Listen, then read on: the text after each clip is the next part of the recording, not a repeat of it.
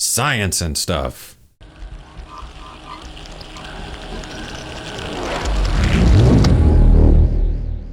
What's up, dogs? It's Cameron with Venus Theory, and in today's video I wanted to kind of take you along for the ride of what I've been doing as more or less a passion project for the last couple weeks, which is trying to make some kind of snare drum synth maker thing that I can use when I'm creating sample packs or for when I'm like needing a new snare for a new song or whatever. And the goal of this was to make a fairly realistic sounding snare drum, not like the straight up vengeance type of sounds. Not that there's anything wrong with those, but like I just wanted something to create like a semi-realistic snare that I could also tweak and create different results from whenever I wanted, and then just save this as a template of a Cubase session and open it up and experiment. So this is just kind of everything I've done over the last few weeks, condensed into one video, and this has a lot of credits due. Seamless has a great snare tutorial that was really helpful. There was some sound on sound articles that were super helpful. Yeah, and people I asked questions to along the way. So this is just Cameron's fun experiment time that I wanted to share with you guys. So let's dive in and get started. All right, so here we are on my quest to steal the soul of a snare drum, and just kind of wanted to walk you through how I've gone about doing this lately and stuff like that, because I thought this was pretty dang handy when making samples and such. So first things first, my thought process behind this was I'm going to need a snare sample to look at. So I grabbed Music Radar's drum samples. These are all free, and they have a couple of drums with the snares off. So for reference, this is the actual snare sound. And this is when you turn the snares off on that same drum. So the cool thing about this being, this allows me to understand the exact tonalities and harmonic content of the snare drum itself, because the noisy like bit, that's the easy part. I'm really not worried about that. So what I did is grab a spectral analyzer of some kind. So this is Voxengo Curve EQ. This comes with Cubase. Believe this is also free. If you don't have it, definitely recommend it. It's pretty handy to have. So what this allows me to do is hit hold and freeze whatever I'm looking at. So we're going to play this and hold it. All right. So now we have a reference point. We have something to go off of to understand what we need to do in order to make this sound again. So the easy way to do snares is actually through FM synthesis.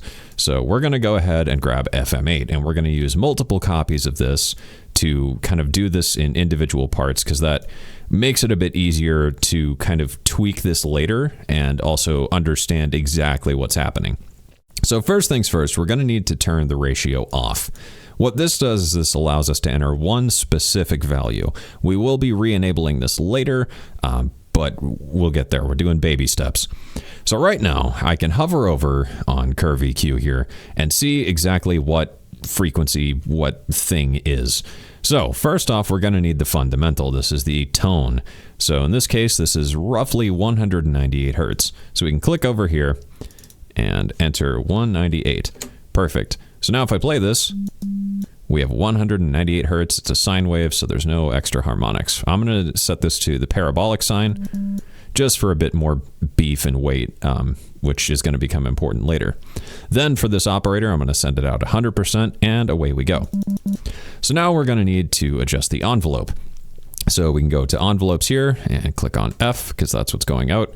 And we can go ahead and get a rough idea of how long stuff is happening for.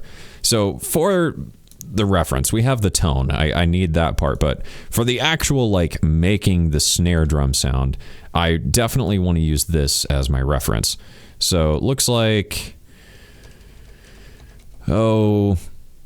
maybe 300 milliseconds or so. Somewhere right about here should be fine. Cool. So that'll do it for now. So now we need to make another FM8, because now we're going to do the partials. So a partial is the other frequencies on top of the fundamental. It's the easy way to think about it. So with snare drums, the kind of funny thing about them is the partials have what's called an n-harmonic relationship. So what n-harmonic means is they aren't specifically related to the fundamental in any way. So like say this was exactly 200 hertz, the next one maybe 400, and then 800, and then 1600. So, you know, that would have a distinctive relationship to the fundamental. But you can see here we have 198, then we've got 292, we've got one around here at 456, 722, got another up here at 1.3K. So there's really no distinctive relationship. So what we're going to do now is go ahead and turn this off, and we're going to start from A and kind of work our way through these partials. We're not going to grab all of them because there's a lot, but what we can do is actually use FM here to FM the operators with each other to create these kind of in-between little random harmonics, more or less. So 295 is our next one. So we'll click over here, 295. Excellent. Let's grab this guy here. This looks like a definite peak of some kind. So that's 451. Got to click over here, 451. Let's grab this one. This is 722. Okay. Where's our next one? Probably this guy, 1.34. So 1340. And maybe one of these really high ones. Okay, so we'll do 2090. All right. So now we're going to set the ratio to be off for all of these. Again, we are going to re-enable the ratio in a minute, but we'll talk about that later. So now we should have a pretty decent makeup of things. So what I want to send is every other one of these just a little bit less than the one before. So 180, and then we're not using operator F, so we can turn that off. So operator E will do like 60-ish. So now we get this kind of weird metallic thing going on. Now what we can do is use these to FM each other, some very slight amounts. And because these have an n-harmonic relationship among the partials, we'll get kind of just a weird metallic sound, which is pretty much what we're after, but we're just going to go ahead and make that a little bit less. And maybe send these out kind of randomly. Cool, maybe a bit more here. We could feed them back into each other a little bit. Maybe not that one. No. How about this? Okay, that's fine. Okay, so now we've got something that's kind of metallic and weird. So now we're going to need to adjust the envelopes once more. So we've got A through E. So we're going to link these through E here. And now what we can do is just ramp this off. Let's take a look at our reference here. Okay, so right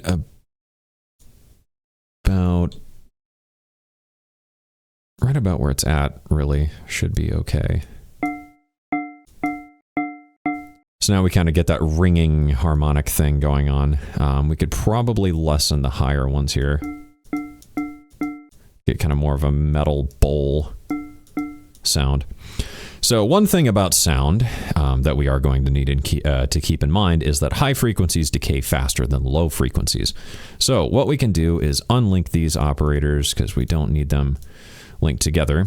And then we're going to adjust these ever so slightly. So A, since it's a lower frequency, will last slightly longer. We'll do C because that's going out. That will be slightly shorter.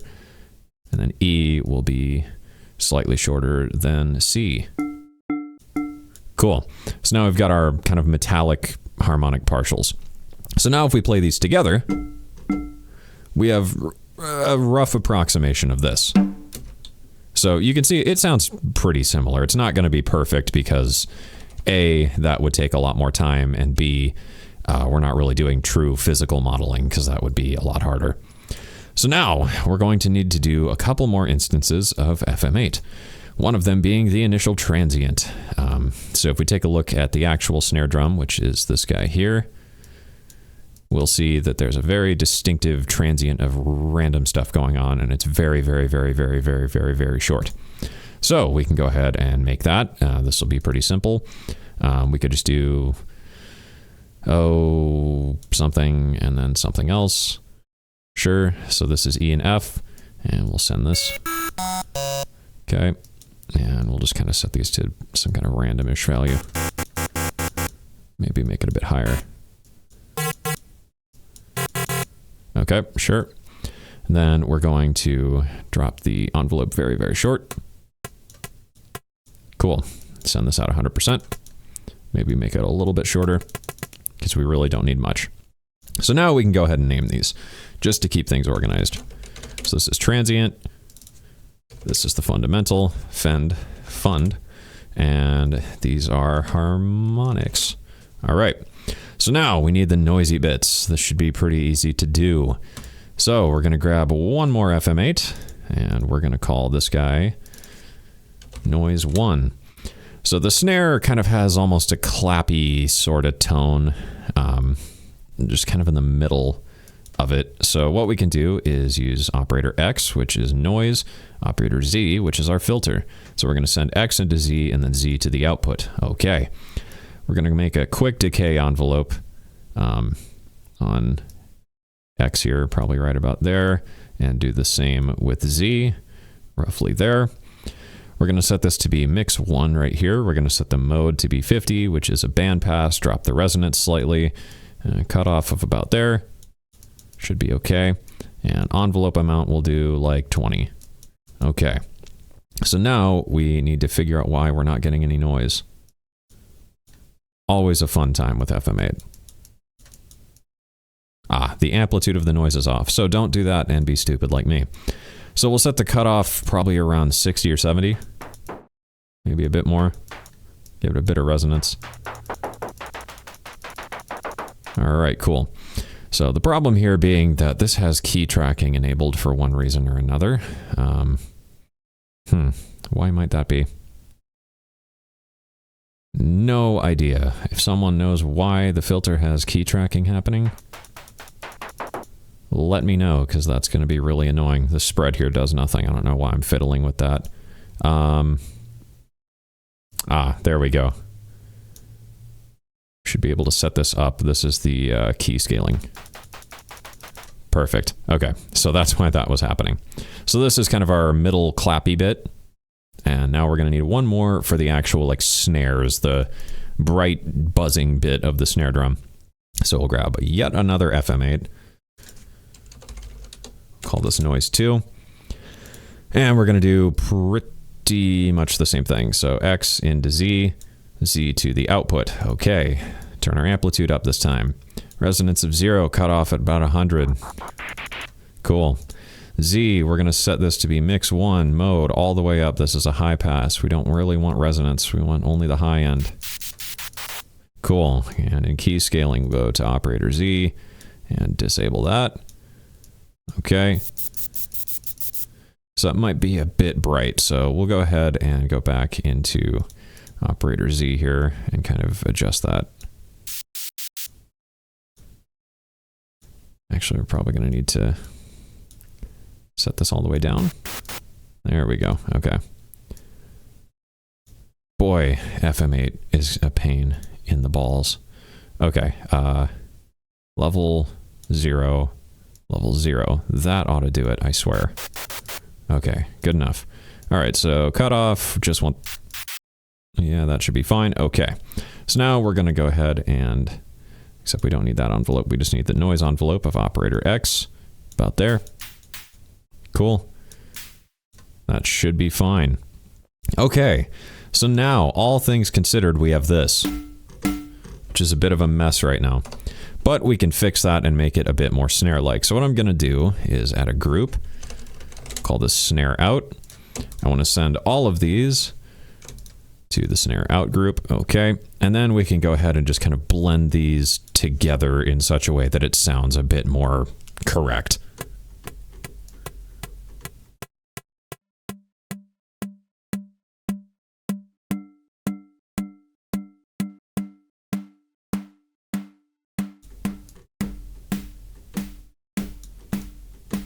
Cool, now we're getting somewhere. So, in order to sort of replicate the room factor here, I'm gonna grab a revelation. This is just a little reverb, and we want to find some like small rooms. So we'll do small room bright for the fundamental. Pretty low mix, about 15%. We'll copy this reverb over to the harmonics, and we'll change it. So we'll do small room dark. And a little bit different, bit more time.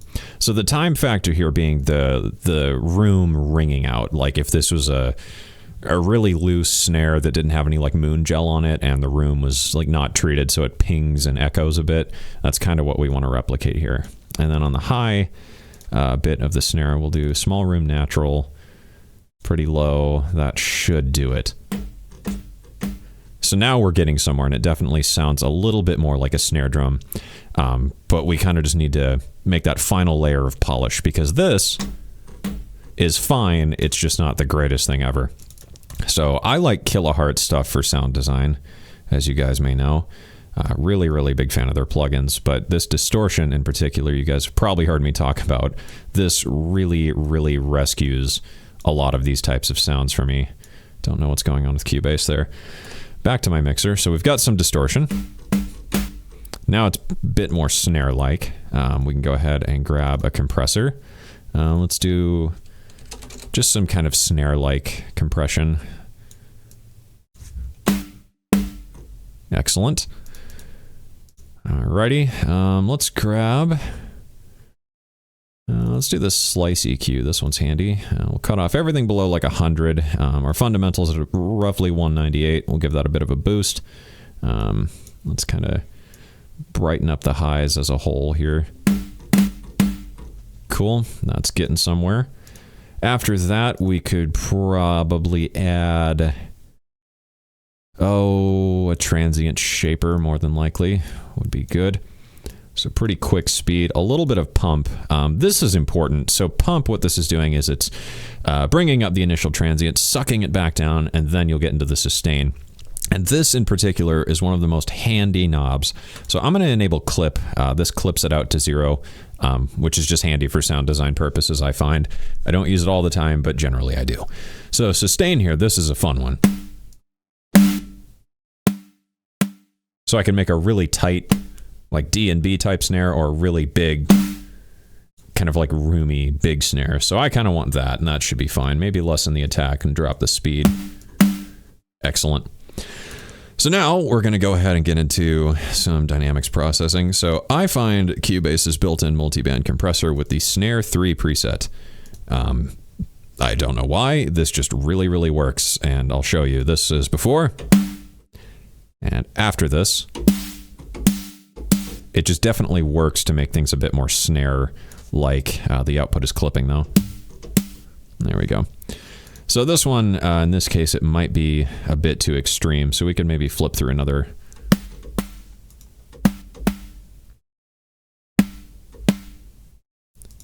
All right, that ought to be okay. Let's turn it up.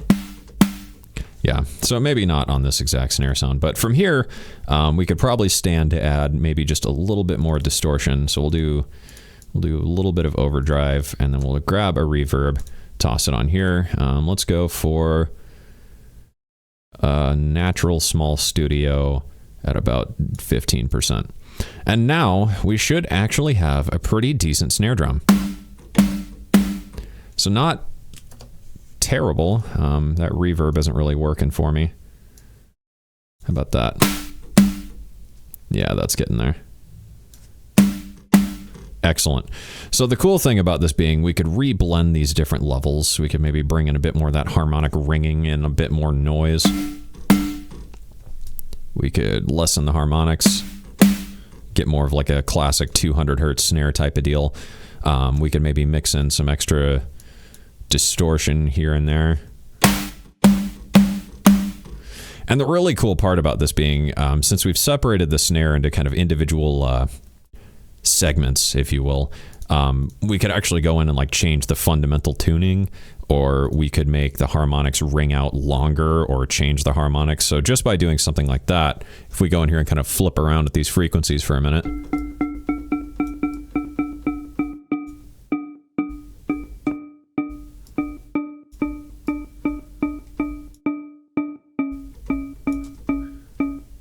we'll end up with a pretty different sound altogether. So now we can re-enable everything. And now that sounds a lot better, actually. So then the final consideration being the pitch envelope. So this is why we're going to need to re-enable the ratio for a few things. So in the pitch tab here, we're going to go ahead and set this up all the way. If I can grab this little handle, and we'll set the envelope to like here for right now. So the thing with FM8, if someone knows how to change this and make this work the way I would like it to, please let me know. But what we're going to be doing here is actually enabling some of the ratio so that the pitch envelope can happen. I find if you're only using the Hertz offset, you can't use the pitch envelope. It does nothing, which is annoying. But if we enable this and just give it a bit of ratio, we'll get a bit of pitch decay. And we can go into here and adjust the amplitude.